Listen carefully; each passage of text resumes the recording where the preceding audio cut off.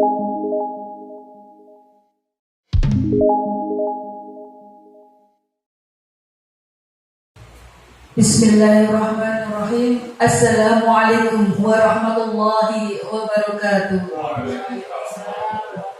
Alhamdulillahi rabbil alamin.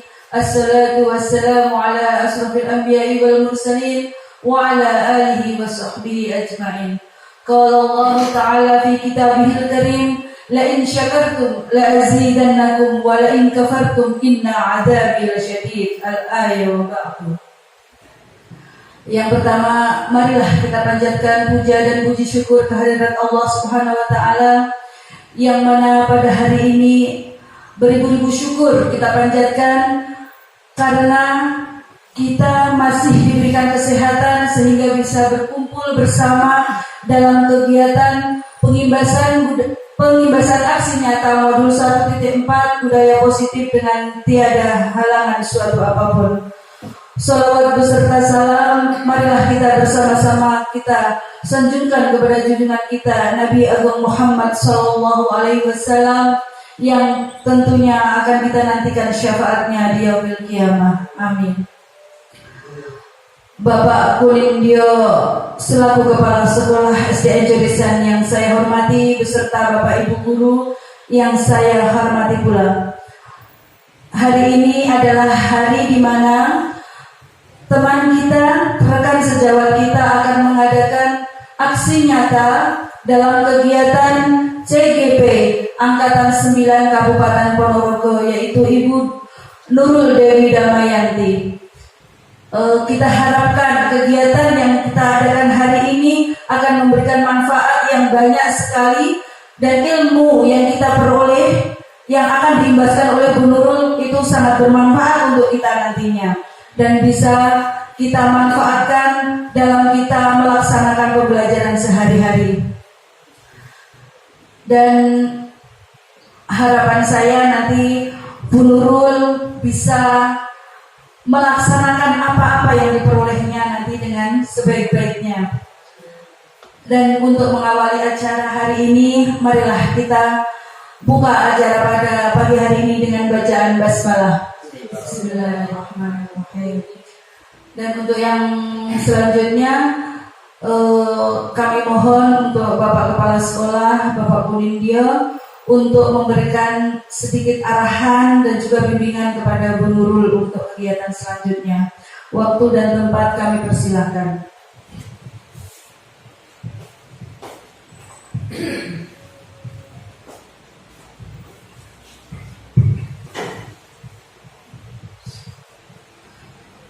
Assalamualaikum warahmatullahi wabarakatuh. Alhamdulillahi rabbil alamin, wassalatu wassalamu ala asrafil anbiya wal mursalin wa ala alihi wa ashabihi ajma'in. Bapak Ibu yang berbahagia, syukur alhamdulillah kita panjatkan kehadirat Ilahi Allah Subhanahu wa taala yang telah melimpahkan nikmat karunia-Nya kepada kita, sehingga pada kesempatan yang berbahagia ini bersama-sama kita bisa berkumpul untuk mengadakan kegiatan, yaitu pengimbasan aksi nyata modul 1.4 budaya positif CGP Angkatan 9 Kabupaten Ponorogo, dalam hal ini atas nama Ibu Nurul Dewi Damayanti SPD, dengan tidak ada apapun. Sholawat dan salam tetap terlimpahkan kepada panutan kita semua, Rasulullah Muhammad SAW, syafaatnya yang selalu kita harapkan, kita nantikan di hari kiamat nanti. Bapak dan Ibu yang berbahagia, alhamdulillah ya, pagi hari ini satu tahapan, satu kegiatan sebagai beberapa rangkaian yang diikuti oleh calon guru penggerak atas nama Bu Nurul, dalam hal ini dalam bentuk aksi nyata dengan budaya positif sebagai pokok permasalahan atau pentingnya. Tentunya hal ini wajib kita apresiasi dengan positif, ya, dalam artian apa nanti yang akan dipaparkan atau akan disampaikan kepada kita. Semoga itu betul-betul menjadi suatu apa yang ibaratnya kalau tubuh itu seperti apa ya, suplemen gitu ya, atau vitamin ya, sehingga akhirnya tubuh bisa menjadi bugar, ya, tubuh menjadi sehat, akhirnya tumbuh suatu semangat yang kita harapkan seperti itu.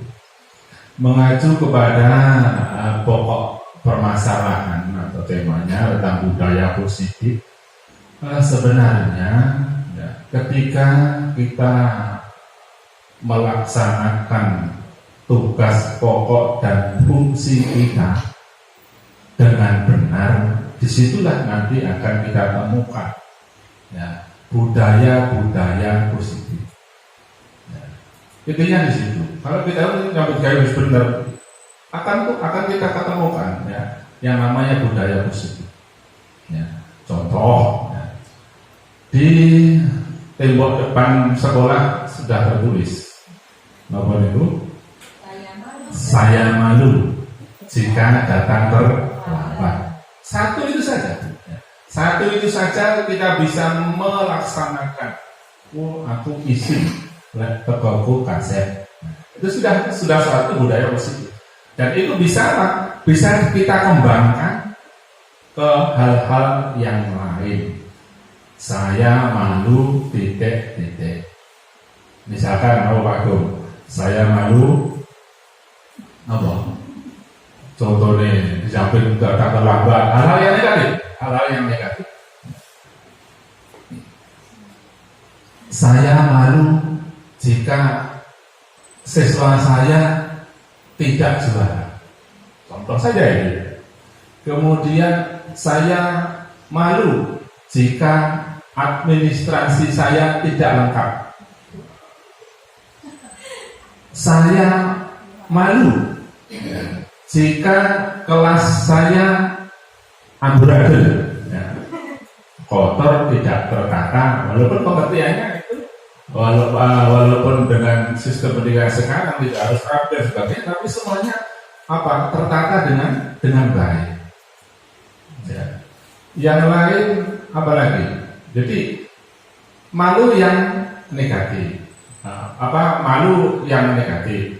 Kemudian ditambah satu kata itu juga bisa menjadi suatu budaya. Misalkan tentang tadi saya katakan prestasi.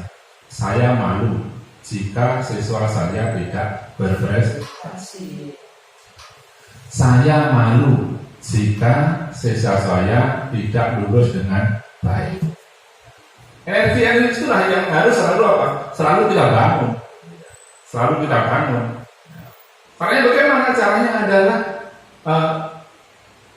kita buka kesadaran diri kita ya, untuk memotivasi diri kita sendiri. Kerja itu enak kalau kita punya motivasi. Bukan karena apa? Bukan karena orang lain. Kurang mergo kepala sekolah itu yang berjaya. Makanya itu energi positif itu harus kita tumbuhkan, harus kita kembangkan. Seorang peduli kepala sekolah dan sebagainya, sepenting saya ada motivasi untuk memberikan pelayanan terbaik kepada anak-anak, bekerja dengan sebaik-baiknya, sesuai dengan cita-cita bersama sekolah dalam visi dan misi yang sudah kita sepakati. Itulah. Tentunya ini adalah suatu apa? Kita harus bisa membangun suatu sinergi yang baik, ya, sinergi yang positif di sebuah lembaga, ya, di sekolah kita. Ya. Baik itu unsur kepala sekolahnya, guru-gurunya, kemudian penjaga sekolahnya, dan tentunya lebih lagi adalah kepada siswa-siswi kita. Dengan begitu insya Allah ya apa yang menjadi cita-cita bersama yang sudah kita sepakati ya, dalam visi dan misi sekolah, tujuan, itulah ibaratnya bersama kita bisa. Itu loh. Jadi kita bangun sinergi yang baik, ada kekompakan, kemudian ada kekeluargaan di antara kita, ya. Berat sama dipikul, ringan sama di sini. Maju dan tidak, lembaga kita, sekolah kita adalah menjadi tanggung jawab warga setempat. Warga sekolah itu apa? Warga sekolah ya kepala sekolah, ya guru, ya penjaga, ya siswa, ya komite, ya masyarakatnya juga sebagai stakeholder yang dalam hal ini terkait dengan kelangsungan lembaga. Inilah ya, dibangun dari hal yang sederhana, yang bisa kita lakukan. Tadi mulai pagi saya malu jika datang terlambat. Yes, pokoknya siji budaya itu positif, yang terus positif. Tidak ada apa, tidak adanya suatu tekanan atau keterpaksaan. Memang itu sebagai tugas saya.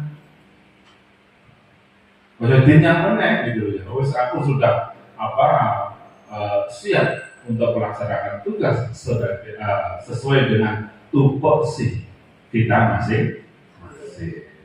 Ya.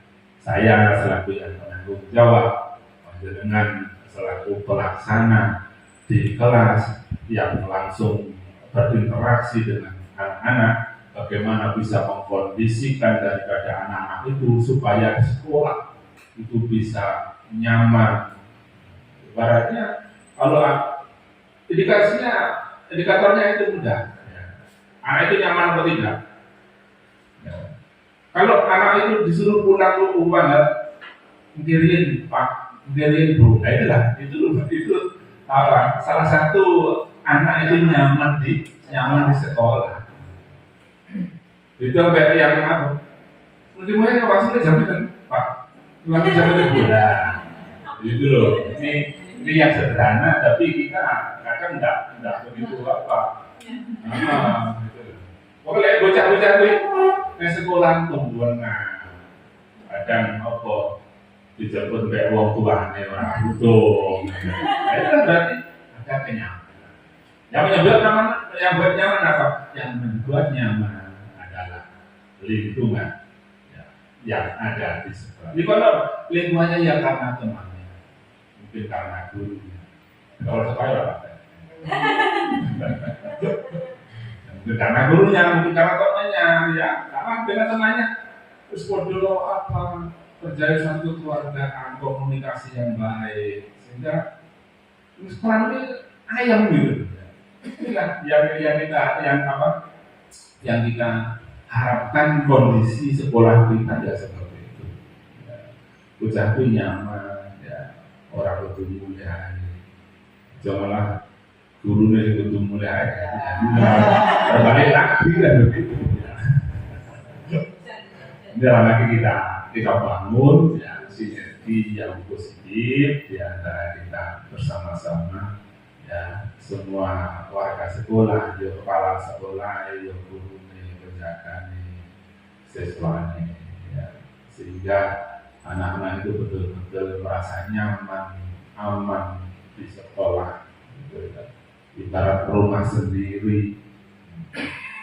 Harus mulai awal tinggal sekolah itu indikasinya satu itu saja. Ada bocah itu pelaksanaan sekolah berarti sudah benar ini ya. Lingkungan kita sudah benar. Jadi bocah itu orang asam ya itu perlu dievaluasinya apa kancane sing apa itu genre tukaran apa gurune sing gurune sing rodok apa keras atau bagaimana ya.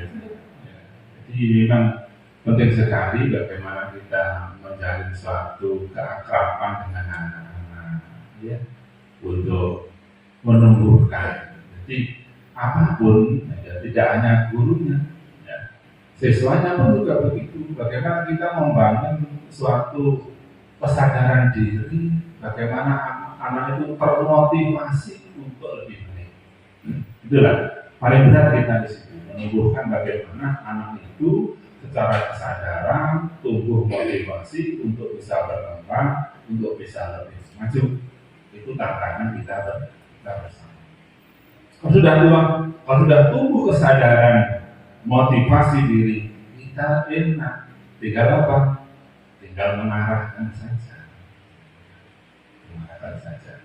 Bisa begitu ya, cukup ya. Jadi sekali lagi selamat dulu ya untuk terus melanjutkan tahapan-tahapan dalam kegiatan ini, calon guru gerak dan 9 Kabupaten Ponorogo hingga selesai nanti. Yang lebih utama lagi adalah budaya positif yang diperoleh di CGP. Nah, ini pesan saya yang pokok. Budaya positif yang diperoleh di CGP harus berlanjut walaupun nanti sudah lulus. Benar ya? Itu terima kasih ya, semoga bermanfaat.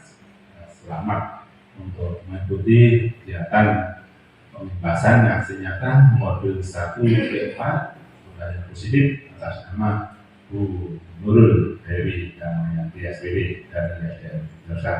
Terima kasih, mohon maaf. Wa khairan billahi taufiq wal hidayah. Wassalamualaikum warahmatullahi wabarakatuh.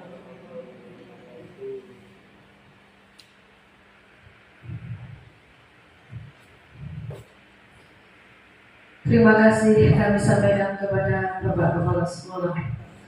Dan ini saatnya kita nanti-nantikan, yaitu penyampaian penjabaran pengibasan aksi nyata modul 1.4 budaya positif yang akan disampaikan oleh Bu Nurul Dewi Damayanti SPD. Waktu dan tempat kami persilahkan.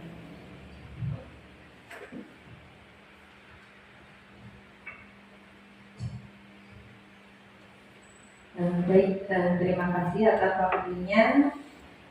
Selamat siang. Assalamualaikum warahmatullahi wabarakatuh. Terima kasih Bapak Kunin atas support dan motivasinya kepada saya. Ya, semoga nanti setelah lulus CGP saya bisa mengimplementasikannya secara rutin, disiplin, dan tetap lulus. Karena biasanya kalau memang lagi ikut program lulusnya ketika CGP saja. Baik, langsung saja untuk mukadimahnya saya ikut Bapak Kuning saja. Kita langsung ke materi pembahasan aksi nyata modul 1.4 budaya positif. Yang pertama di sini yang akan saya sampaikan adalah akses pendidikan Ki Hajar Dewantara, di mana Ki Hajar Dewantara itu menjelaskan bahwa tujuan pendidikan yaitu menuntun segala kodrat yang ada pada anak-anak agar mereka dapat mencapai keselamatan dan kebahagiaan yang setinggi-tingginya, baik sebagai manusia maupun sebagai anggota masyarakat. Oleh sebab itu, pendidik itu hanya dapat menuntun tumbuh kembangnya anak-anak agar dapat memperbaiki lakunya, bukan dasarnya, hidup dan tumbuhnya kekuatan kodrat anak. Jadi kita di sini dituntut bukan tidak boleh menuntut kepada anak. Jadi kita hanya bisa menuntun tumbuh kembangnya anak biar anak lebih berkembang lagi sesuai kodratnya. Jadi kita tidak bisa mengubah dasarnya anak itu seperti apa. Nah, di sini dijelaskan dalam menuntun laku dan pertumbuhan kodrat anak, Ki Hajar Dewantara mengibaratkan peran pendidik itu seperti seorang petani atau tukang kebun. Anak-anak itu seperti biji tumbuhan yang disemai dan ditanam oleh Pak Tani atau Pak Tukang Kebun di lahan yang telah disediakan. Anak-anak itu bagaikan bulir-bulir jagung yang ditanam. Bila biji jagung ditempatkan di tanah yang subur dengan mendapat sinar matahari dan pengairan yang baik, Maka meskipun biji jagung adalah bibit yang kurang baik, maka dapat tumbuh dengan baik karena perhatian dan perawatan dari Pak Tani.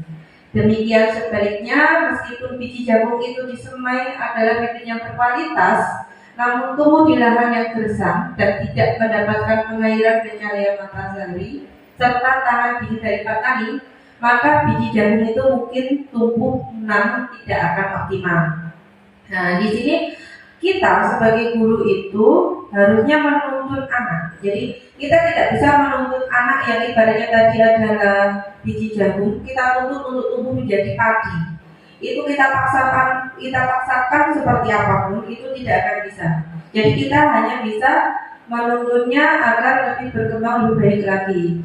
Kita maksimalkan lingkungan sekolahnya, kita maksimalkan pembiasaannya, kita perawatannya. Nah, biji jagung itu akan tumbuh dengan maksimal. Tapi beda kalau biji jagungnya itu sebenarnya kualitasnya baik, tapi kita sebagai Pak Tani kurang perawatan, kurang perhatian, akhirnya ya jagung itu pun mungkin akan tumbuh, tapi tidak bisa optimal seperti itu. Lanjut, di sini ada kodrat alam dan kodrat zaman. Ki Hajar Dewantara menjelaskan bahwa dasar-dasar pendidikan anak itu berhubungan dengan kodrat alam dan kodrat zaman. Kalau alam itu berkaitan dengan sifat dan bentuk, sedangkan kodrat zaman itu berkaitan dengan isi dan irama. Bila melihat dari kodrat zaman ini, pendidikan global menekankan pada kemampuan anak untuk memiliki keterampilan abad 21 dengan melihat kodrat anak Indonesia yang sesungguhnya. Ki Hajar Dewantara mengingatkan juga bahwa pengaruh dari luar itu tetap harus disaring dengan tetap mengutamakan kearifan lokal budaya Indonesia. Oleh sebab itu, isi dan irama yang dimaksudkan oleh Ki Hajar Dewantara tadi adalah muatan atau konten pengetahuan yang diadopsi. Sejatinya tidak bertentangan dengan nilai-nilai kemanusiaan. Ki Hajar Dewantara juga menegaskan bahwa didiklah anak-anak dengan cara yang sesuai dengan tuntutan alam dan zamannya sendiri. Jadi kalau misalkan anak zaman sekarang kita didik dengan cara yang dahulu, seperti tempo dulu, ketika mungkin kita waktu kecil dikerengi, ditutui, jika terlambat kita hukum untuk keliling lapangan, atau mungkin kita zaman pokoknya nulis. Nah, yang penting kita final itu nulis ya. Itu tidak bisa karena sekarang kita sudah masuk di zaman yang modern, di mana teknologi sudah mulai canggih. Jadi kita bisa menggunakan teknologi itu di dalam pembelajaran seperti itu, ya. Lanjut, yang kedua di sini ada budaya positif. Budaya positif sendiri adalah suatu pembiasaan yang bernilai positif di dalamnya membantu sejumlah kegiatan yang mampu menumbuhkan karakter murid. Nah, di sini ya, budaya positif itu tujuannya adalah karakter murid, ya, membentuk karakter murid. Konsepnya di sini ada disiplin positif dan nilai kebajikan universal, dari motivasi, hukuman dan penghargaan restitusi. Yang ketiga ada keyakinan kelas, kebutuhan dasar manusia dan dunia berkualitas, serta restitusi dan iman positif. Yang terakhir ada restitusi segitiga restitusi. Tata tertib, teratur, kepatuhan, seperti itu. Kadang juga kita nyangkutnya kalau disiplin itu dengan hukuman. Akhirnya kalau kita dengar kata disiplin itu udah gak nyaman, takut, seperti itu ya. Itu zaman dulu seperti itu. Maknanya disiplin itu dimana menjadi sesuatu yang dilakukan seseorang pada orang lain untuk mendapatkan kepatuhan. Jadi kita sering menghubungkan kata disiplin ini dengan ketidaknyamanan. Di sini dia dosen dalam bukunya Researching School Discipline 2001 menyatakan bahwa arti asli dari kata disiplin, tes dan batu. Disiplin diri itu dapat membuat seseorang menggali potensinya menuju kepada sebuah tujuan, sesuatu yang dihargai dan bermakna. Dengan kata lain, disiplin diri juga mempelajari bagaimana cara kita mengontrol diri, bagaimana menguasai yang dilakukannya, seperti itu. Disiplin diri berarti lebih ke unsur motivasi intrinsik kita untuk bertanggung jawab atas apa yang kita lakukan.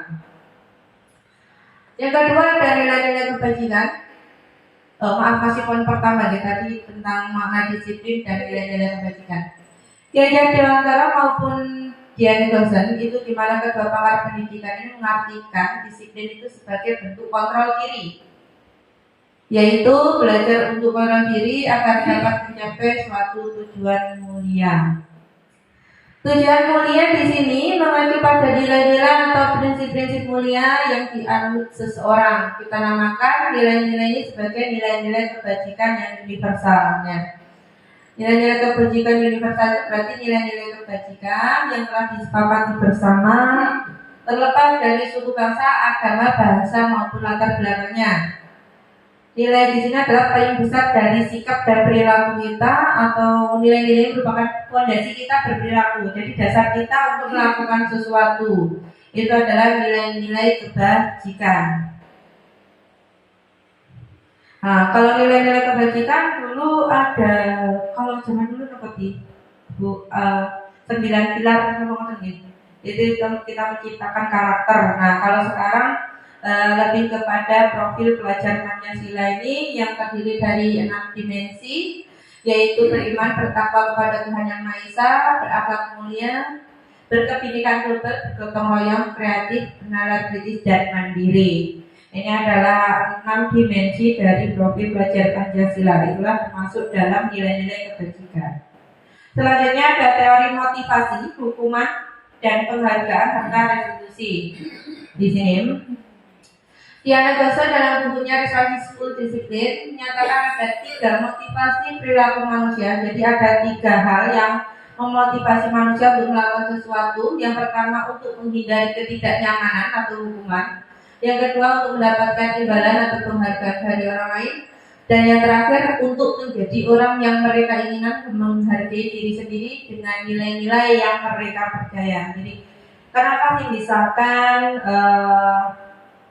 si autor itu dia mengerjakan tugas rajin, kenapa? Karena dia takut hukuman, seperti itu. Atau mungkin kalau dia nanti mengumpulkan tugas tepat waktu, dia dapat bintang, seperti itu. Itu berarti kan sudah motivasi yang kedua, itu yaitu untuk mendapatkan imbalan atau penghargaan.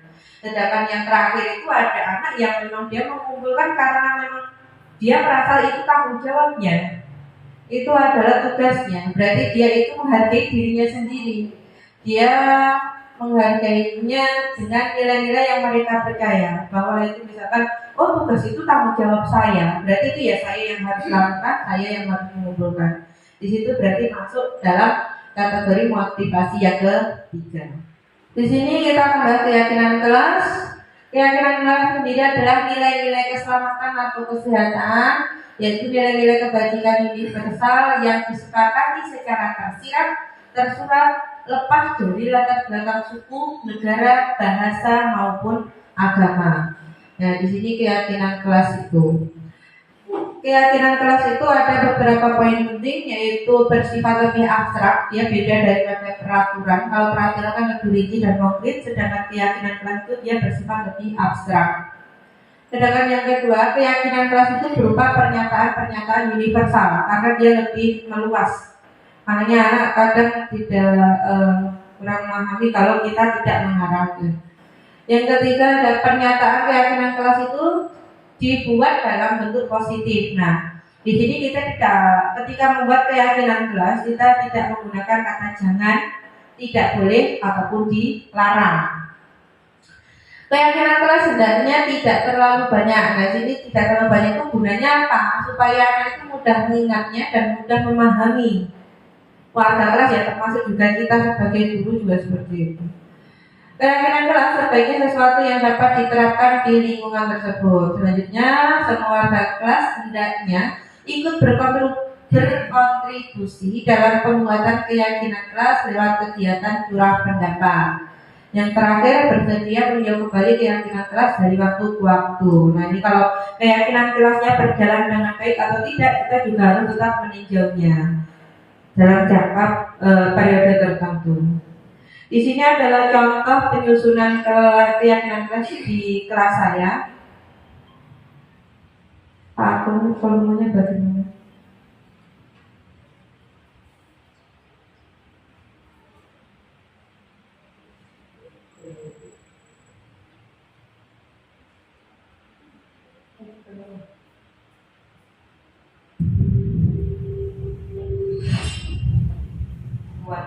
Kita seperti nonton bioskop sebentar. Ini kelas saya.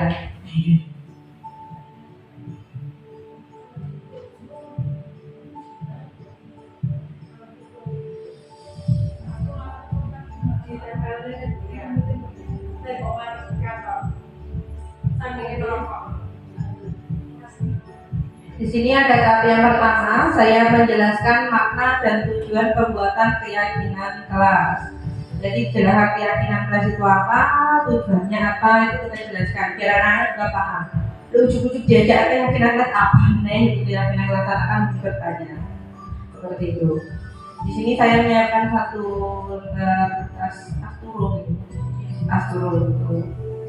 Jadi nanti untuk tempat anak-anak menyampaikan surat pendapat mereka tentang peraturan kelas yang diinginkan, seperti itu. Ini saya bagikan kertas. Ini masih ke peraturan kelas, belum ke keyakinan kelas. Jadi peraturan kelas yang ingin mereka terapkan di kelas itu apa? Anak-anak diminta untuk berpartisipasi mencurahkan pendapatnya di kertas yang saya berikan tadi. Ini kemudian anak-anak menambahkan hasilnya, peraturan yang ingin mereka sampaikan itu ditambahkan di kertas.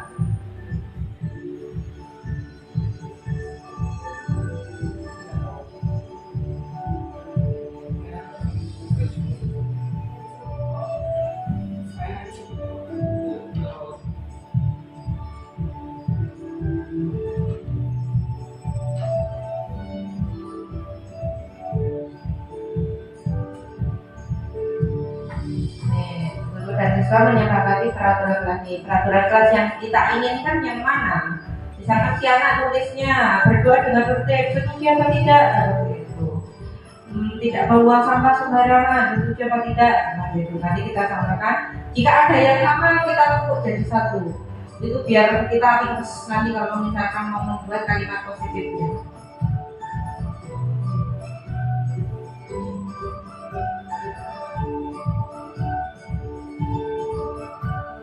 Ini kebetulan anak-anak setuju semua karena peraturan yang diajukan tidak terlalu memberatkan.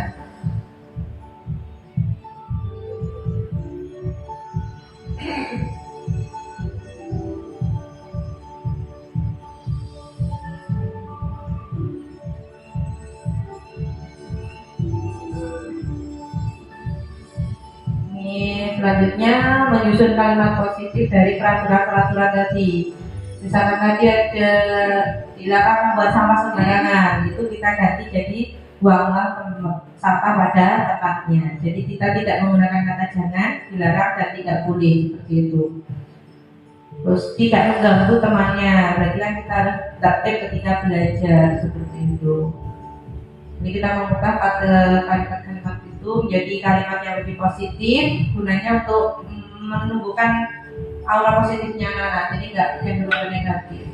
Di sini saya juga akan menyebutkan ada nilai-nilai kebajikan yang terkandungnya. Dalamnya tujuannya apa? Misalkan pilih nilai apa yang kita tuju.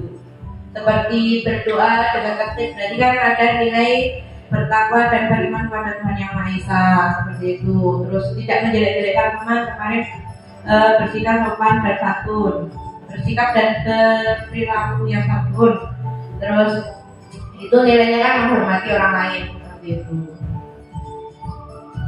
Jadi kita juga mereview lagi, mengulangi apa tujuh, jadi kita harus ingat seperti itu. Ini yang tadi peraturannya yang disampaikan anak-anak. Terus yang ini adalah kalimat positif sebagai bentuk keyakinan kelas. Terima kasih. Oke, nah penyusunan keyakinan kelas, jadi jurusan itu ada yang pertama menjelaskan makna dan tujuan keyakinan kelas itu apa. Kemudian mempersilahkan siswa kita atau murid di kelas itu bercurah pendapat tentang peraturan yang perlu disepakati di sekolah atau di kelas. Selanjutnya kita menampung dan menempelkan hasil curah pendapat siswa itu di mungkin kelas yang lebih besar juga bisa nih kalau mungkin siswanya lebih banyak. Selanjutnya yang keempat, mengganti peraturan kelas dengan kalimat yang lebih positif seperti tadi. Terus yang kelima, menentukan nilai kebajikan yang dipercayai pada setiap peraturan kelas. Nanti selanjutnya bisa menyusun keyakinan kelas. Nah, di sini kalau keyakinan kelas di kelas 4 itu ada beriman dan bertakwa, satu dalam berucapan dan berperilaku, bertanggung jawab, menghormati orang lain, bersikap positif dan saling membantu. Di sini keyakinan kelas itu bersifatnya lebih universal, jadi tidak konkret seperti peraturan kelas misalnya seperti tadi tidak boleh datang terlambat seperti itu. Itu kan kita lebih kepada sikap bertanggung jawab seperti itu.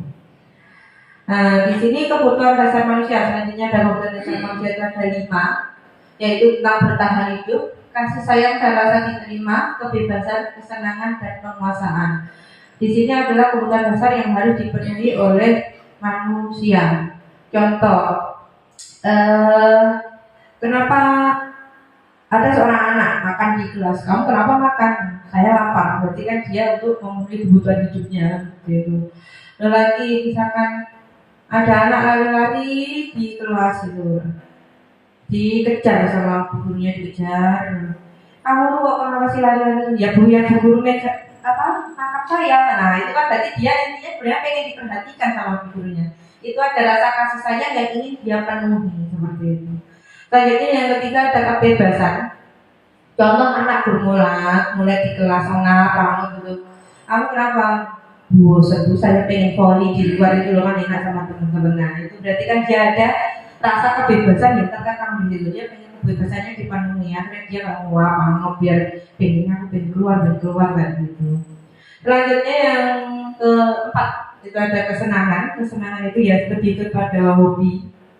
Jadi ketika seseorang itu melakukan sesuatu itu karena dia ingin memenuhi kebutuhan dia bersenang-senang. Selanjutnya penguasaan itu artinya pengakuan terhadap kompetensinya atau kemampuan dia itu ingin diakui. Kamu kenapa kok lari-lari di kelas itu? Ya kan saya pintar lari, biar guru tahu kalau saya itu pintar lari ya. Berarti dia ingin diakui penguasaan kompetensinya dia seperti itu. Ya. Selanjutnya di sini ada video tentang kebutuhan dasar manusia. Sini ada 5 kebutuhan dasar manusia, monggo disimak bersama. Salam dan bahagia ibu dan bapak guru hebat.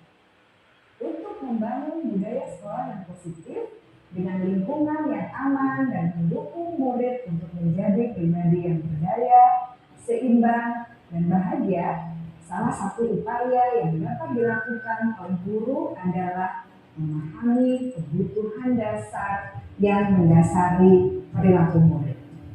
Pada video kali ini, kita akan membahas tentang 5 kebutuhan dasar manusia.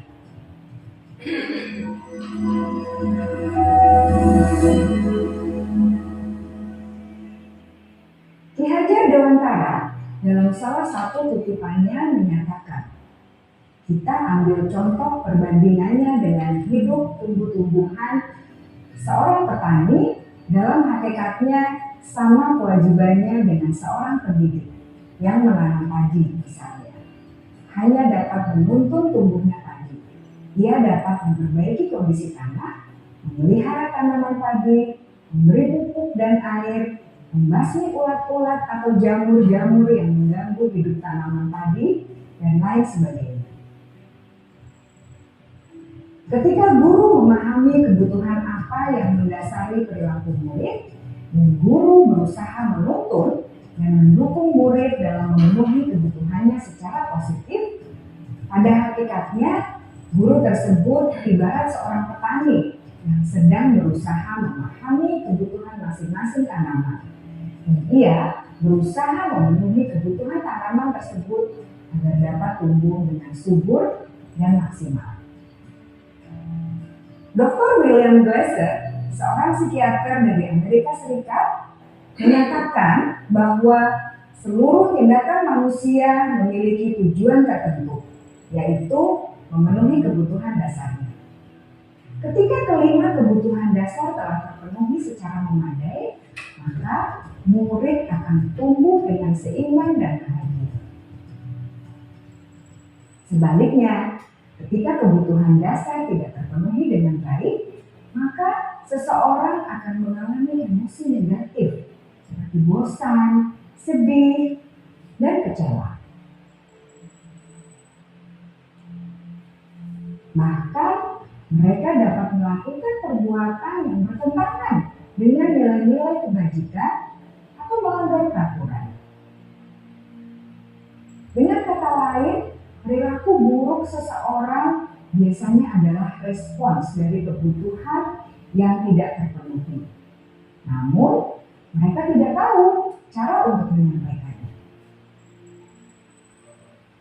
Ada 5 kebutuhan dasar manusia menurut Dr. William Glasser, yaitu yang pertama, kebutuhan untuk bertahan hidup atau survival. Yang kedua, kebutuhan untuk merasa diterima atau love and belonging. Yang ketiga, kebutuhan akan kebebasan atau freedom. Yang keempat, kebutuhan akan kesenangan atau fun. Dan yang kelima, kebutuhan akan penguasaan atau power.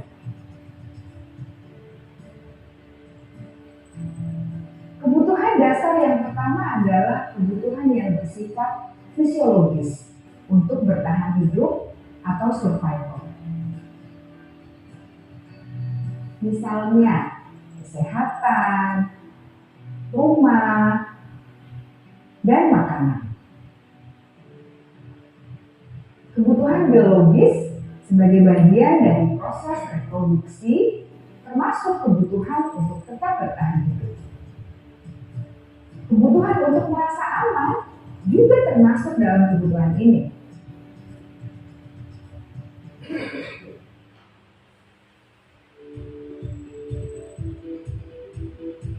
Agar murid dapat belajar dengan baik, kebutuhan mereka akan merasa aman, pangan, sandang, dan papan harus terpenuhi.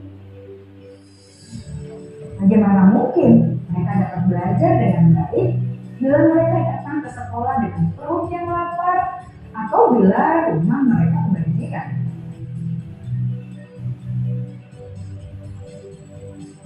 Setelah kita mengetahui kebutuhan pertama yang sebagian besar bersifat fisiologis, mari kita lihat kebutuhan kedua sampai kelima yang semuanya berhubungan dengan psikologis. Mari kita lihat kebutuhan yang kedua, yaitu kebutuhan akan perasaan diterima oleh kelompok atau komunitasnya atau kebutuhan love and belonging. Kebutuhan ini meliputi keinginan untuk tetap terhubung dengan orang lain seperti teman, keluarga, teman kerja, dan kelompok di mana kita tergabung. Setiap murid ingin menjadi bagian yang berharga dari kelas dan juga sekolah. Mereka juga ingin diterima oleh orang lain dan kelompoknya. Bahkan, murid yang terlihat paling cuek pun jauh di dasar hatinya pasti ingin merasa diterima. Sebagai guru, seharusnya kita dapat menerima murid kita apa adanya, sesuai dengan kodratnya. Karena setiap murid adalah unik. Mereka memiliki kekuatannya masing-masing, sehingga guru seharusnya bisa menciptakan kesempatan untuk murid berkolaborasi dan memiliki ikatan emosi satu sama lain. Murid-murid yang memiliki kebutuhan yang besar untuk merasa diterima, biasanya mereka belajar karena suka pada gurunya, dan mereka juga suka bekerja dalam kelompok. Kebutuhan yang ketiga adalah kebutuhan akan kebebasan atau kebutuhan membuat pilihan. Murid harus diberi kesempatan untuk membuat pilihan dan bertanggung jawab atas pilihan yang mereka telah ambil. Memberi mereka kebebasan bukan berarti membiarkan mereka melakukan apa saja yang mereka mau, melainkan lebih memberi mereka kesempatan untuk membuat pilihan, menyuarakan pendapat mereka dengan percaya diri, dan memberi mereka kesempatan untuk mencoba hal-hal yang baru. Pembelajaran dengan metode yang beragam dan menarik juga akan memenuhi kebutuhan murid tentang kebebasan ini. Pembelajaran berdiferensiasi, di mana guru menyediakan beberapa jenis tugas yang bisa dipilih oleh murid sesuai dengan mereka, sangat baik untuk mengembangkan murid menjadi lebih mandiri dan memiliki motivasi internal. Karena kebutuhan akan kebebasan pada dasarnya adalah kebutuhan untuk mandiri, memiliki otonomi, memiliki pilihan, dan mampu mengendalikan arah hidupnya sendiri.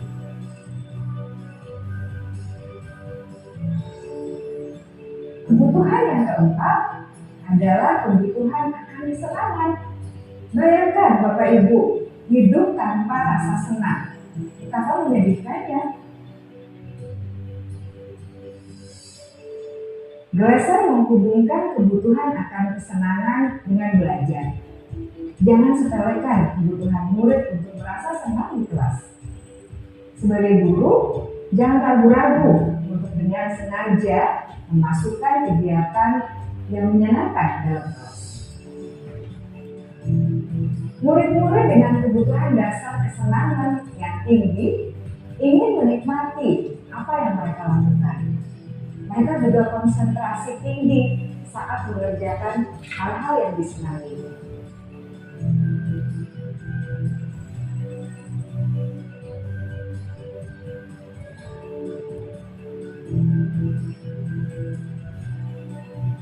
Kebutuhan yang kelima adalah kebutuhan akan penguasaan. Setiap murid memiliki kebutuhan untuk merasa kompeten, menjadi terampil, diakui pencapaian dan keterampilannya, didengarkan, bisa membuat dampak dan pengaruh, dan memiliki rasa harga diri. Mereka sebaiknya diberi kesempatan untuk membuat keputusan tentang hal-hal yang penting dalam hidupnya yang tidak merasa dikontrol oleh sistem sekolah. Pada murid yang telah menginjak usia remaja, seringkali mereka merasa tidak memegang kendali atas kehidupannya sendiri, karena guru kerap kali berpengaruh dalam mengambil keputusan. Murid-murid yang memiliki kebutuhan dasar akan penguasaan yang tinggi biasanya selalu ingin menjadi pemimpin. Mereka juga suka mengamati sebelum mencoba hal-hal yang baru. Mereka juga perfeksionis dan merasa kecewa bila melakukan kesalahan.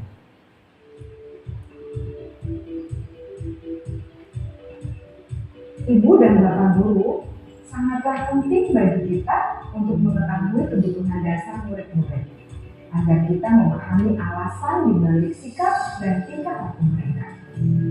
Bila murid berperilaku buruk atau melanggar peraturan, sehingga tindakannya tidak sesuai dengan nilai-nilai kebajikan, maka guru harus mencari tahu alasan yang mendasari tindakan tersebut dan kebutuhan apa yang belum terpenuhi.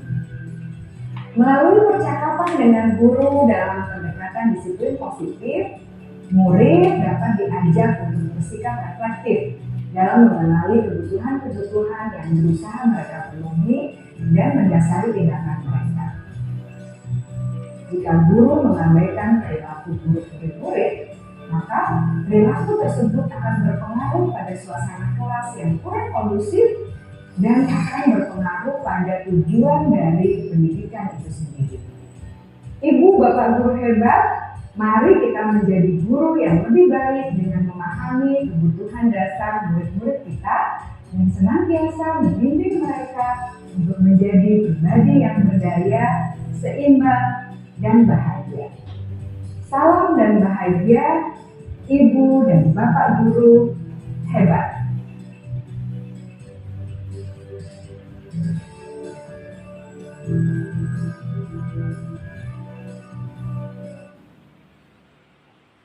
Nah, tadi sedikit video pencerahan tentang kebutuhan dasar manusia.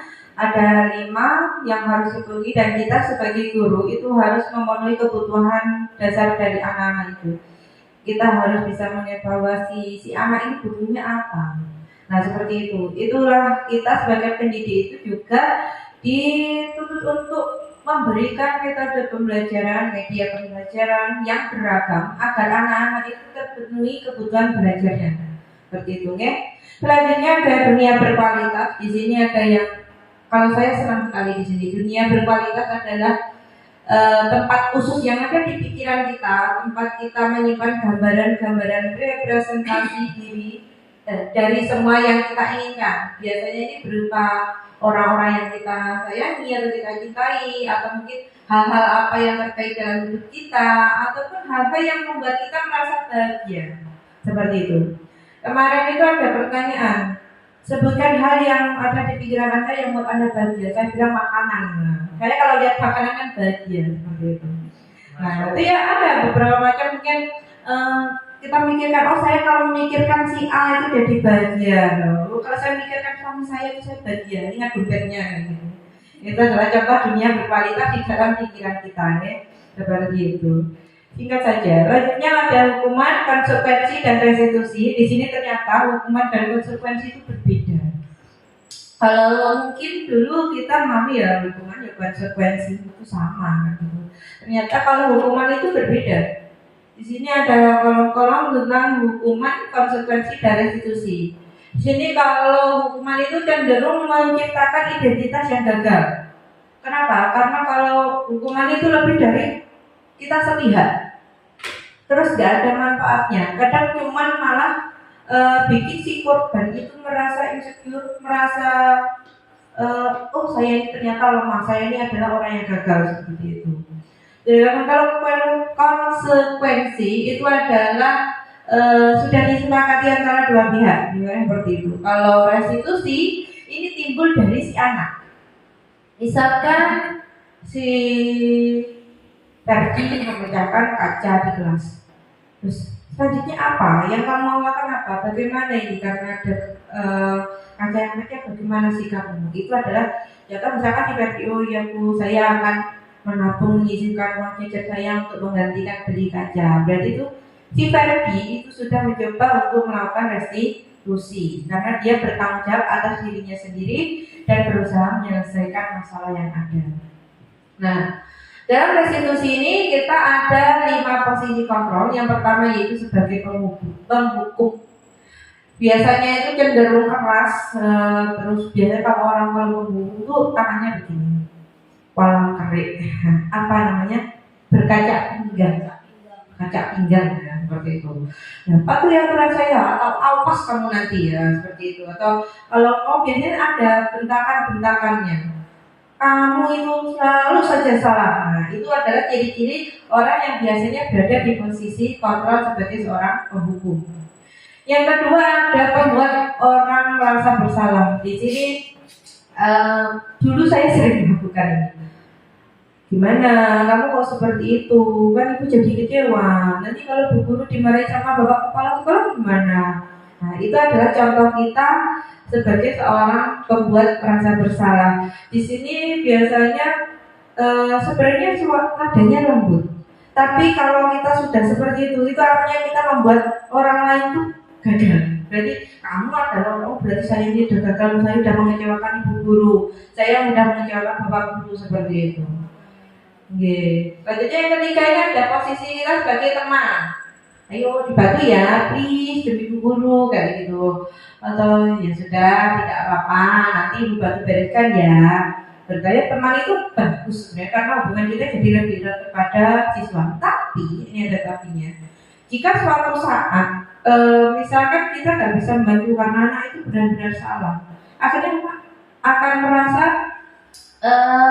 rasanya ternyata Bu Guru gak boleh kata aku, bukan teman saya seperti itu.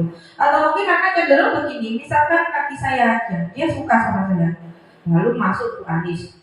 Bu Anis duduk bolokku, duduk kocokku, saya tidak mau patuh sama Bu Anis seperti itu. Itu cenderung seperti itu, oke? Jadi ada kelemahannya. Yang selanjutnya ada monitor atau pemantau. Itu biasanya kita langsung menuju tujuannya, peraturannya apa yang kamu lakukan. Ya kita sebagai data, karena kita biasanya orangnya netral. Pasti dari konsekuensinya apa seperti itu biasanya kalau seorang pemantau seperti itu. Beda dengan kita sebagai seorang manajer. Kalau kita sebagai seorang manajer, kita itu mengingatkan kembali apa yang kita yakini. Apa yang kamu yakini? Jika kamu yakininya, apakah kamu bersedia memperbaikinya? Jadi kita lebih halus. Tapi anak lebih, ya ternyata saya salah. Jadi lebih ke anak bertanggung jawab atas apa yang dilakukannya. Jadi anak tahu itu tindakan yang salah atau yang benar seperti itu. Lanjut. Nah, di sini ada video restitusi 5 posisi kontrol. Kita simak bersama-sama lagi. Salam bahagia Ibu dan Bapak Guru hebat. Dalam penerapan disiplin positif restitusi, salah satu program yang dikembangkan adalah 5 posisi kontrol. 5 posisi kontrol dalam restitusi adalah proses perjalanan seorang pendidik agar dapat mengenali dirinya. Pada video kali ini, kita akan membahas tentang 5 posisi kontrol yang dikembangkan oleh Diane Gosson dan contoh penerapannya.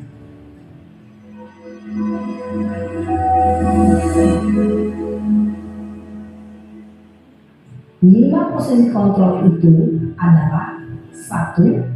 Posisi penghukum, 2. Posisi pembuat merasa bersalah, 3. Posisi teman, 4. Posisi pemantau atau monitor, dan 5. Posisi manajer. Untuk lebih memahami kelima posisi tersebut, mari kita saksikan kasus Naren yang terlambat hadir 20 menit di sekolah dan melihat bagaimana kelima posisi kontrol dalam menghadapi masalah tersebut.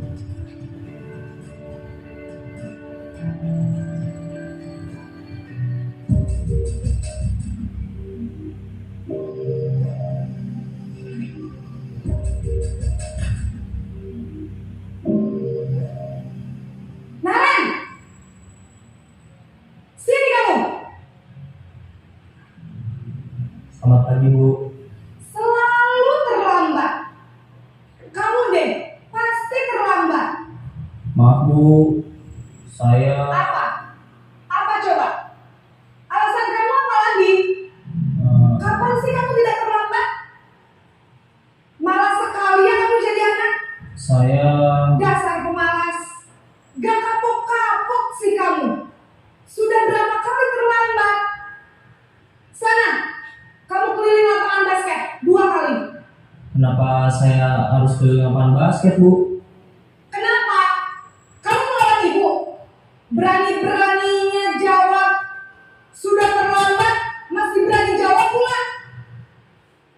Sekarang, keliling lapangan basket 5 kali sekalian. Biar kapok. Cepat. Pergi sana ke lapangan basket. Posisi penghukum biasanya berbicara dengan nada tinggi, menghardik, menunjuk-nunjuk, menyakiti, dan menyindir.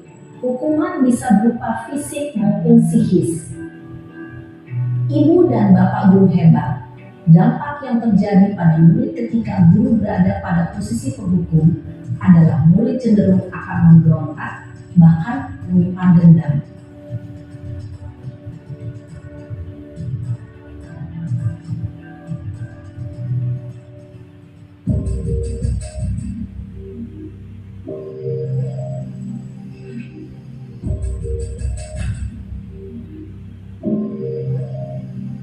Naren,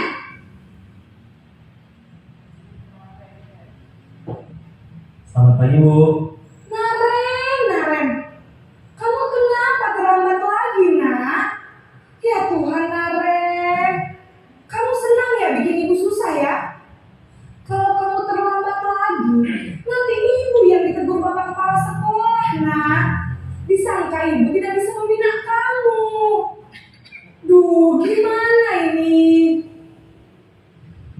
Maaf Bu. Duh Gusti Naren. Kamu suka ya kalau ibu ditegur bapak kepala sekolah? Terus, sekarang ibu harus tulis apa ini di buku absen? Ini kamu sudah sering terlambat loh. Ibu harus apa coba? Maaf Bu. Maaf sekali. Ya sudah, lain kali jangan bikin ibu susah lagi ya nak ya. Ibu tidak akan kuat lagi kalau kamu begini terus. Bisa jantungan kalau ibu ditegur bapak kepala sekolah. Sana cepat ke kelas. Maaf ya Bu. Maaf sekali. Posisi pembuat rasa bersalah berbicara dengan nada tenang, cenderung lembut. Namun kata-kata yang diutarakan membuat murid merasa menjadi orang yang gagal, memandang buruk dirinya sendiri, merasa tidak berharga, dan tidak sanggup membahagiakan orang lain. Ketika guru mengambil posisi pembuat rasa bersalah, murid akan menganggap dirinya yang bersalah dan ia akan menyimpan emosi negatif tersebut di dalam dirinya.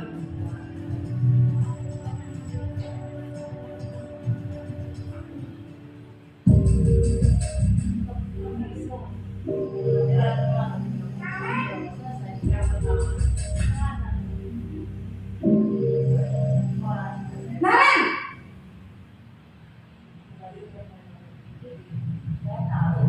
Selamat pagi Bu. wah sudah jam berapa ini nak? Terlambat lagi ya sayang.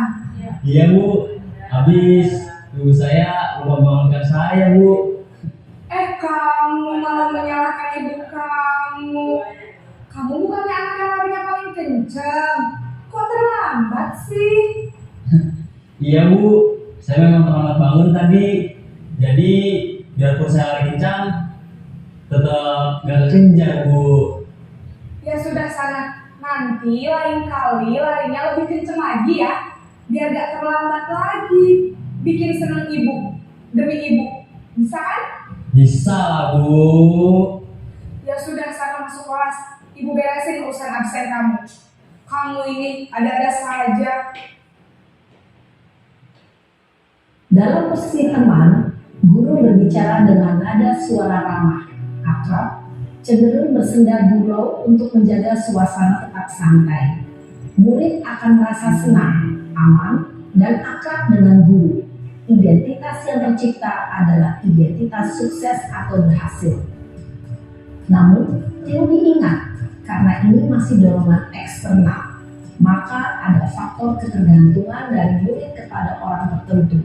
Di sini guru aksennya, sehingga di lain waktu murid bisa berperilaku baik, namun hanya kepada orang-orang tertentu saja.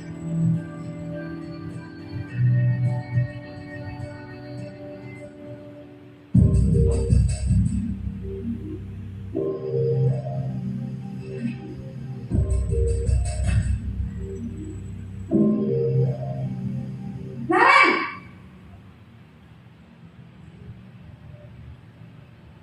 Selamat pagi Bu.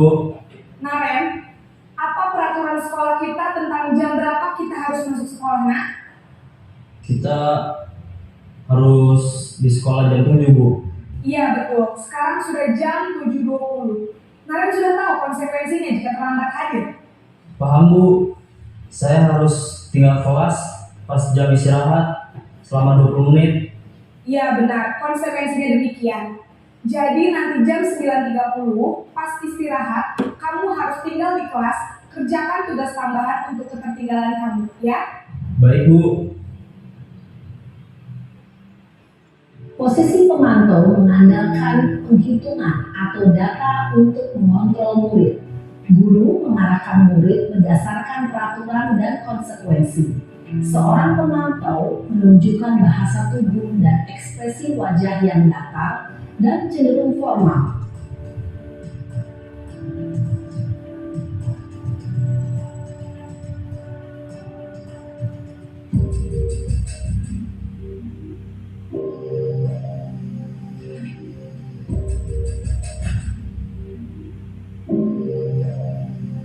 Naren!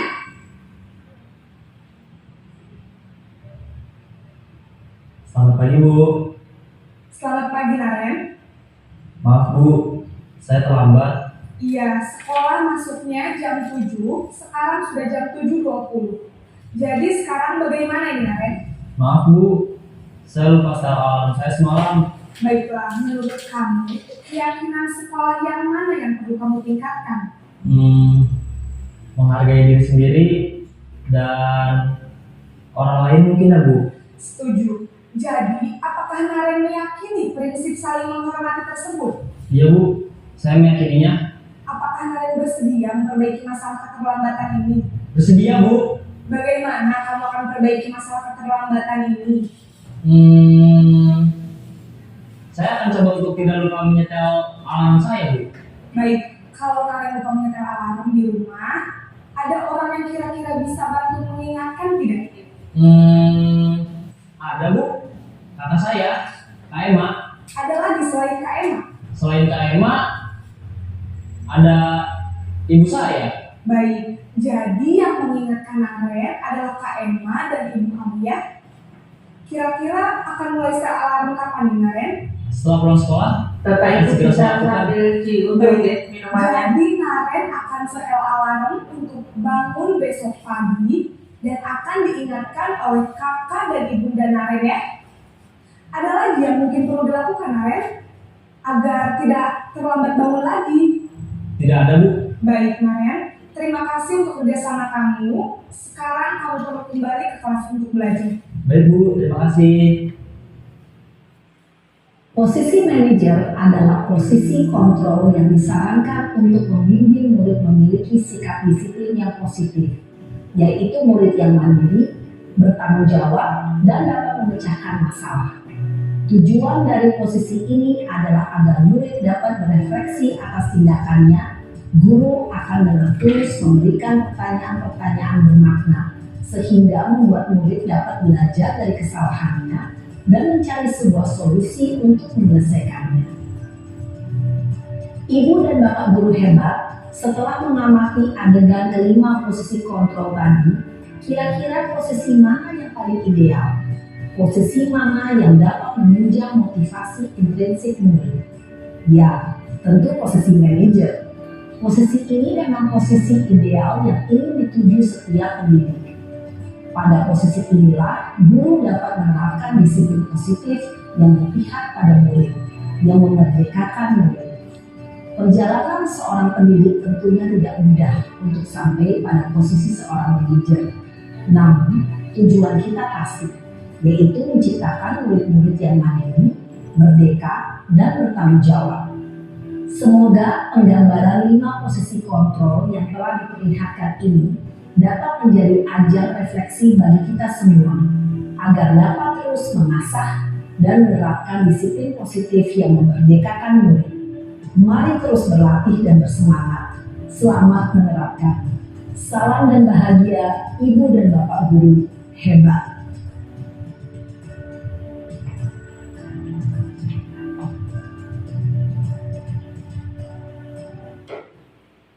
Ya, itu tadi video tentang restitusi 5 posisi kontrol, di mana sebaiknya yang bagus adalah posisi kita sebagai manajer, karena kita bisa menumbuhkan motivasi intrinsik siswa untuk bertanggung jawab atas perilakunya.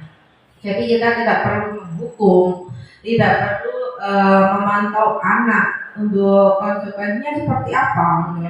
Jadi anak bisa bertanggung jawab atas tindakannya. Jadi ketika anak melanggar, jadi dia itu bisa memecahkan masalahnya sendiri. Dia bertanggung jawab atas perilakunya. Ya, selanjutnya ada restitusi atau segitiga restitusi. Di sini adalah proses di mana kita memecahkan masalah dari siswa. Di sini kita ada 3 tahapan. Yang pertama adalah menstabilkan identitas. Itu yang paling bawah, selanjutnya ada validasi tindakan yang salah, dan yang terakhir adalah menyatakan keyakinan, menanyakan keyakinan. Nah, menstabilkan identitas ini di sini kita menguatkan siswa bahwa tentunya ya tidak apa-apa, berbuat salah itu tidak apa-apa, karena setiap manusia itu tidak ada yang sempurna seperti itu. Atau mungkin kayak di sini bapak atau ibu guru tidak ingin mencari siapa yang salah. Tapi kita di sini untuk membicarakan bagaimana menyelesaikan masalah seperti itu. Itu contohnya adalah menstabilkan identitas. Nah, selanjutnya ada validasi tindakan yang salah. Di sini ada contohnya yaitu adakah cara yang lebih efektif untuk mendapatkan apa yang kamu butuhkan, atau mungkin mengapa kamu melakukan itu? Pasti kamu punya alasan kan? Nah, itu adalah tahap validasi tindakan yang salah. Selanjutnya yang terakhir adalah menanyakan keyakinan, yaitu keyakinan apa yang telah kita sepakati, kamu ingin menjadi orang seperti apa. Nanti di tahap ini diharapkan siswa itu memahami kesalahannya dia di mana. Lalu selanjutnya setelah dia memahami kesalahannya di mana, dia bisa bertanggung jawab atas perbuatan yang dilakukannya. Jadi dia menyelesaikan masalah, bukan hanya membuat masalah. Seperti itu. Selanjutnya akan ada video lagi tentang penerapan segitiga restitusi. Kita simak juga sebentar saja. Salam dan bahagia Ibu dan Bapak guru hebat. Pada video kali ini kita akan membahas tentang salah satu program disiplin positif yang diterapkan di lingkungan sekolah yang dikenal dengan nama restitusi.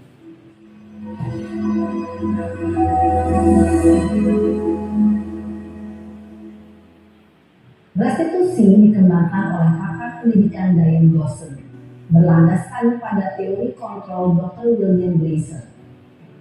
Segitiga restitusi adalah suatu proses dialog yang dijalankan oleh guru atau orang tua agar dapat menghasilkan murid yang mandiri dan bertanggung jawab.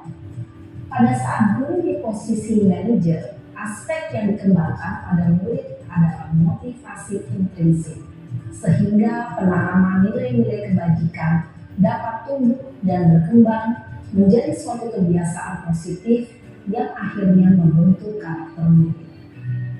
Proses dialog ini terdiri dari 3 langkah yang digambarkan pada ketiga sisi pada segitiga restitusi. Sisi pertama adalah menstabilkan identitas. Sisi yang kedua adalah validasi tindakan yang salah. Dan sisi yang ketiga adalah menanyakan keyakinan. Ibu dan Bapak guru, berikut ini akan ditunjukkan bagaimana seorang guru berada dalam posisi manajer menggunakan penerapan segitiga restitusi.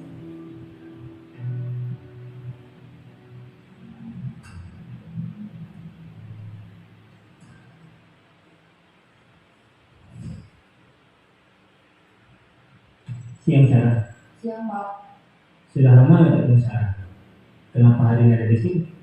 Kesel, Pak. Kesel banget. Masa aku dikatain tukang fitnah, Pak? Ya aku marah lah. Aku balik ke TK di depan kelas. Kesel banget. Oh begitu. Ya pasti kamu marah dan kesal.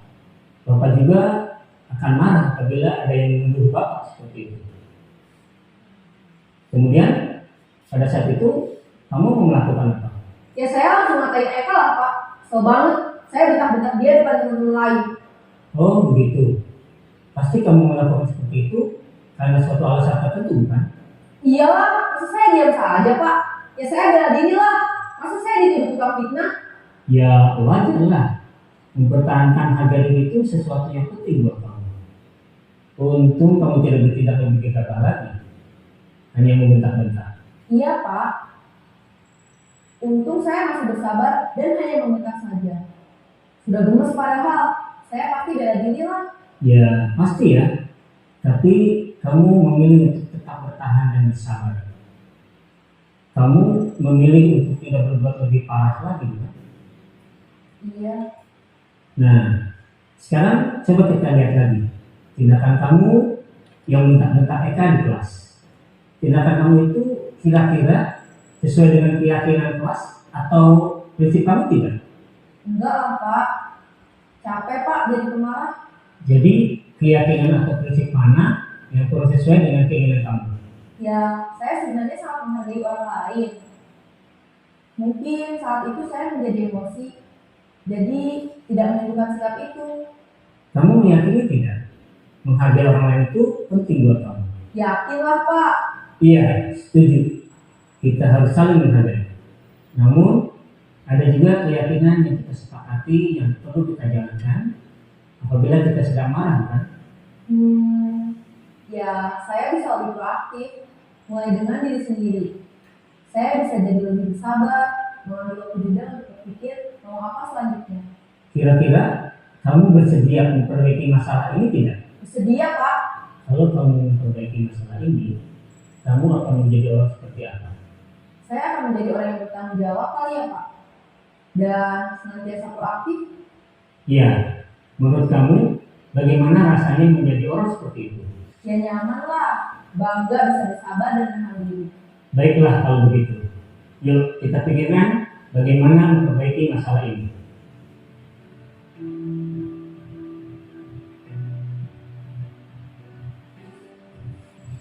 Ibu dan Bapak guru hebat. Baru saja kita menyaksikan contoh bagaimana seorang guru berada dalam posisi manajer menggunakan penerapan segitiga restitusi. Mari kita bahas satu persatu. Pada sisi pertama, menstabilkan identitas berdasarkan pada prinsip bahwa membuat kesalahan adalah bagian dari proses pembelajaran. Sisi pertama dari segitiga ini berperan menggeser identitas murid dari identitas gagal ke identitas sukses. Murid yang sedang bertingkah laku yang tidak pantas atau menarik diri saat itu sedang mengalami identitas gagal. Bila kita mengkritiknya, maka posisinya tidak akan berubah. Kita bisa mengajukan pernyataan-pernyataan ini. 1. Membuat kesalahan sesuatu yang wajar. 2. Manusia tidak ada yang sempurna. 3. Kita bisa memperbaiki masalah ini. 4. Saya tidak menanyakan kesalahannya. Saya lebih fokus bagaimana memperbaiki masalah ini. 5. Apakah saat ini kamu tengah menjadi orang yang baik untuk diri sendiri? Pada sisi kedua, validasi tindakan yang salah berlandaskan pada prinsip bahwa setiap perilaku berupaya memenuhi suatu kebutuhan tertentu. Guru yang telah memahami teori kontrol akan bergeser dari pemikiran stimulus respon menjadi proaktif dan mencoba untuk mengenali tujuan dari perilaku murid. Mengenali dan mengakui kebutuhan murid ini dapat memperbaiki hubungan dengan murid tersebut. Pernyataan atau pertanyaan bisa disampaikan dengan nada suara tidak menghakimi atau memojokkan, sehingga dapat mengembalikan murid pada posisi positif. 1. Kamu bisa saja bertindak lebih gegabah lagi dari ini. 2. Kamu bukan melakukannya tanpa suatu alasan tertentu. 3. Kamu melakukannya karena mempertahankan sesuatu yang penting bagimu. 4. Mungkin kamu bisa mempelajari suatu perilaku baru yang lebih efektif. Bersediakah kamu mempelajarinya? Selanjutnya, kita akan simak sisi terakhir, yaitu menanyakan keyakinan. Teori kontrol menyatakan bahwa pada dasarnya kita termotivasi secara implisit. Pada saat perilaku yang salah telah divalidasi dan identitas sukses telah stabil, maka murid telah siap menaikkan keyakinan-keyakinannya dengan tindakannya yang salah dan pemikirannya telah bergeser ingin menjadi orang yang tujuh. Pertanyaan-pertanyaan ini dapat mengaitkan keyakinan-keyakinan yang dianut murid. 1. Sebagai keluarga atau kelas, apa yang kita yakini? 2. Nilai-nilai apa yang telah kita sepakati? 3. Seperti apa gambaran sebuah kelas yang ideal bagi kami? 4. Kamu ingin menjadi orang seperti apa?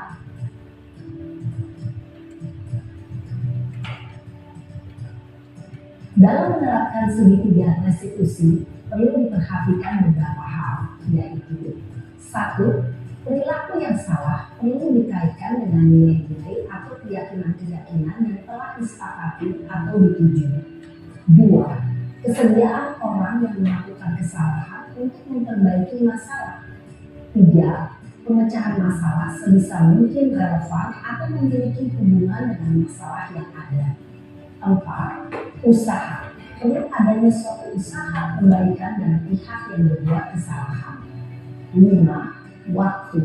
Perlu didedikasikan waktu dari pihak yang berbuat kesalahan. Tanyakan kapan akan mulai dilakukan usaha untuk memperbaiki masalah.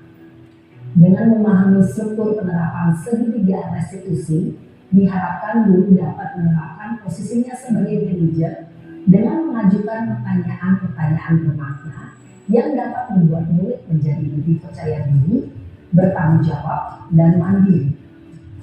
Nah, Ibu Bapak Guru, perlu tidaknya mengikuti ketiga tahapan dalam segitiga restitusi bergantung pada ringan beratnya suatu permasalahan.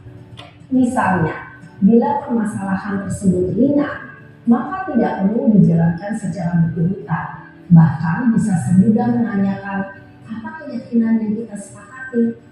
Dengan menjalankan segitiga restitusi, dengan mengajukan pertanyaan-pertanyaan bermakna, diharapkan murid menjadi lebih kuat secara pribadi, dapat membuka wawasan murid agar dapat menyelesaikan permasalahannya sendiri, semakin percaya diri, mandiri, dan merdeka. Salam dan bahagia, Ibu Bapak Guru hebat.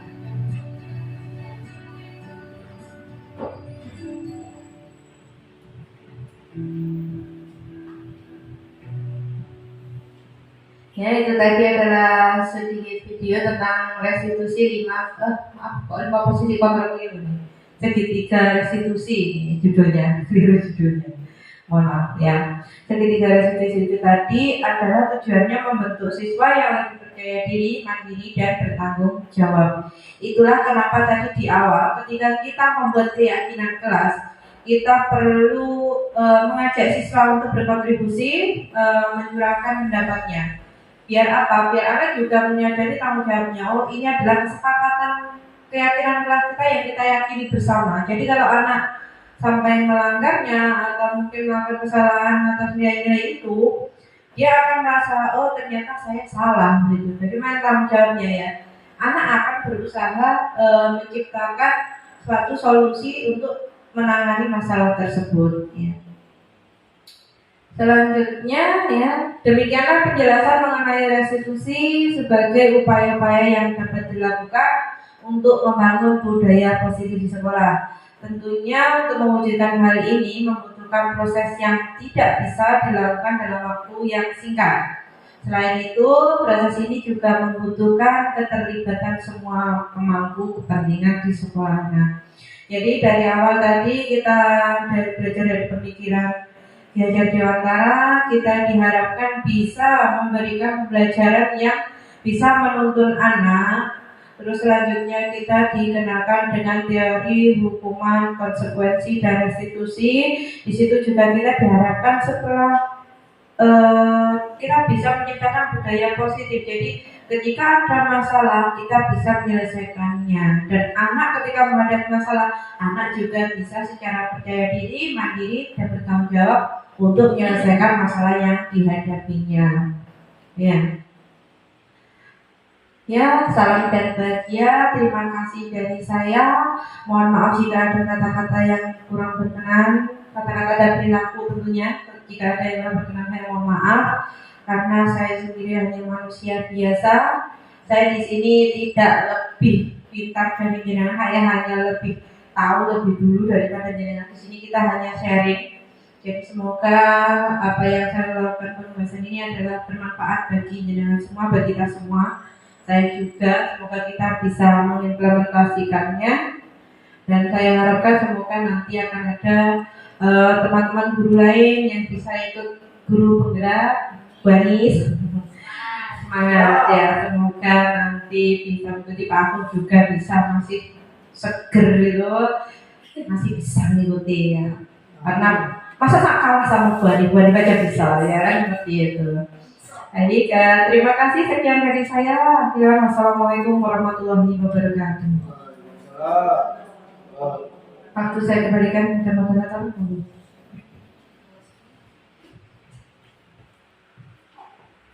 Alhamdulillah, kita sudah sampai di penghujung kegiatan. Semoga apa yang disampaikan oleh teman kita, rekan sejawat kita Bu Nurul Dewi Damayanti ini tadi memberikan manfaat bagi kita, khususnya sebagai pendidik di SDN Jurusan. Dan nanti ilmu-ilmu yang Bu Nurul dapatkan di kegiatan CGB ini bisa ditularkan kepada teman-teman yang lain, sehingga kita bisa ikut bersama-sama dalam berjuang memajukan lembaga yang sedang kita ampu saat ini. Terima kasih Bu Nurul untuk ilmunya. Terima kasih untuk teman-teman yang sudah mengikuti kegiatan hari ini. Semoga sumbangsih panjenengan ini hari ini menjadi amal yang memperberat timbangan baik panjenengan nanti di yaumil mahsyar. Alhamdulillah, dan marilah kita bersama-sama tutup acara pada siang hari ini dengan bacaan hamdalah. Alhamdulillahirabbil alamin. Akhiran, assalamualaikum warahmatullahi wabarakatuh.